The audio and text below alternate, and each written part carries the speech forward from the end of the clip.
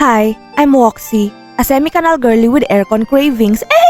Ang cravings natin for today ay grilled cheese sandwich. May 40% discount sa BPI ang single origin, so dun tayo. At sinama ko si Ina. Unang dumating sa order namin yung white truffle pasta. Keri lang, hindi ganun kalasang gaas.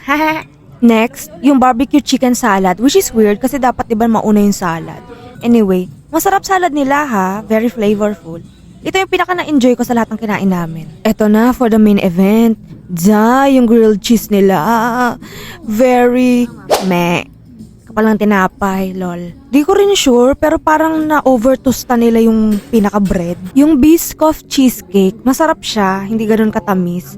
Pero sobrang busog na kasi kami, so tinake out na lang. All in all, masyadong mahal para sa kalidad, lol. May iba pa ba kayong suggestion ng grilled cheese sandwich? Comment down. And see you in the next craving. Bye!